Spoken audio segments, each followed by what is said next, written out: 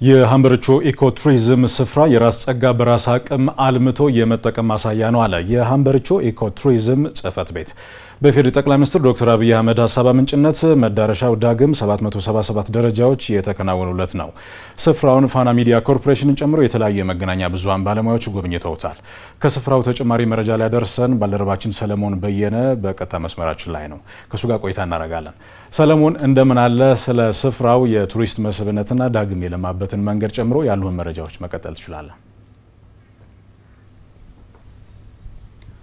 አስማረ አሁን የሚገኝበት ስፍራ በሃምበርቾ 777 ተራራ ላይ ነው። ይህ ስፍራ የሚገኘው በማዕከላዊ ኢትዮጵያ ክልል በከምባታ ዞን ከዱራሜ 8 ኪሎ ሜትር ርቀቶች ላይ ነው የሚገኘው። ይህ አካባቢ በተለይም ከከምባታ ብሔር ጋር ጥብቅ የሆነ ቁርኝት አለው። ከታሪክ፣ ባህል፣ እምነት እንደዚሁም ደግሞ ካለፉት ስርዓት ጋር የተቆራኘ ግንኙነት ያለው ስፍራ ነው። የሃምበርቾ ተራራም ባለፉት ዓመታት በተሰጠው ትኩረት የቱሪዝም መዳረሻነቱን ለማስፋት ስራዎች ሲሰሩ ሰንብተዋል።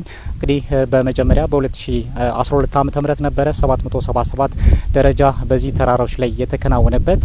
እንግዲህ ይህ ስፍራ ሲከናወንለት 3058 ሜትር ከፍታ ላይ ነው ያለውና ይህንም ተራራ ለመውጣት የሚያስችል አቅምን የሰጠ ነው። በሰዓቱም 777 ደረጃዎች በዚህ ስፍራ ተከናውነውለታል። እንግዲህ ኢትዮጵያ በተለይም በቱሪዝም ዘርፉ እየሰራች ያለችው ስራዎች የኢፌዴሪ ጠቅላይ ሚኒስትር ዶክተር አብይ አህመድም በቱሪዝም ዘርፉ ውጤቶችን እንዲመዘገቡ ባለፉት ዓመታት የተለያዩ ተነሳሽነቶችን በመውሰድ በተለያዩ አካባቢዎች በገበታ ለሀገርና እንዲሁም ልዩ ልዩ ኢኒሼቲቮችን በመቅረጽ የቱሪዝም ዘርፉ እንዲያድግ ሚናቸውን ሲወጡ ነበረ። አሁን ላይ የከምባታ አካባቢ የሚገኘውን የዚህ የሃምበርቾ ተራራም እንዲለማ ባለፉት ጊዜያቶች ወደዚህ ስፍራ ተመላልሰው ዳግም 777 ስፍራ እንዲከናወንለት ባስቀመጡት ሀሳብ መሰረት ይህ ስፍራም በተጨማሪ 777 ደረጃዎች ተከናውኑለታል። እኔ የምገኘው የአዲሱ የ777 መወጣጫ ደረጃ ላይ ነው። ይህ 777ን በቅርቡ ተመርቆ አገልግሎት ሰጠ ይገኛል። ከዛው እንግዲህ በዚህ አካባቢ የቱሪዝም መዳረሻነቱ ከጊዜ ወደ ጊዜ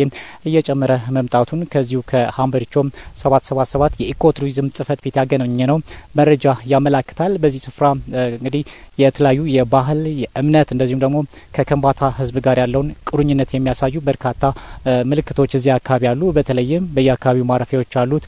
እንደዚሁም ደግሞ የባህላዊ ስርዓቶች የሚከናወኑባቸው በነገስታትም ሲሾሙን ቃል ኪዳን የሚፈጽሙባቸው ስፍራዎችም ያሉበት ተራራ ነው። በዚህ ስፍራም የከምባታ ሕዝብ በርካታ ሌሎች ተግባራትም የሚያከናውንበት ነው። ባለፉት ዓመታትም እነዚህ ስራዎች ተጠናክረው በመቀጠል በተለይ የአካባቢው ማህበረሰብ በራሱ ያለውን አቅምና ጸጋዎችን በመለየት የመጠቀም እሳቤን በሚያስ ስራዎች ተከናውነውለታል። ይህም የዳግም 777 ግንባታ ሲከናወን የአካባቢው ማህበረሰብ ባደረገው አስተዋጽኦ ይህንን በ3 ወር ጊዜ ውስጥ ማጠናቀቅ ቻለበት ነው። በዚህም የአካባቢውን በቱሪዝም ልማት እና ተደራሽነት እንደዚሁ ኢኮ ቱሪዝሙን ስራዎች በማጠናከር ረገድ የራሱን ሚና ወስዷል። ያለፉት ጊዜያቶችም የቱሪዝም መስህብ ቁጥሮች የሚያሳዩት ከጊዜ ወደ ጊዜ አካባቢው በቱሪዝም ተደራሽነት ሰፊ ሽፋን እያገኘ እንደሆነ ነው የሚያሳየው።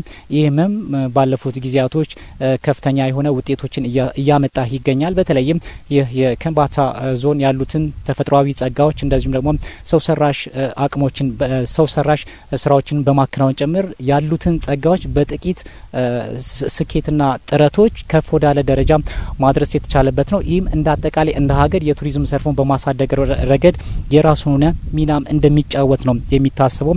ይህም ያለፉት ዓመታትና እነዚህ በዳግም 777 የተሰሩ ስራዎች ማሳያ ናቸው።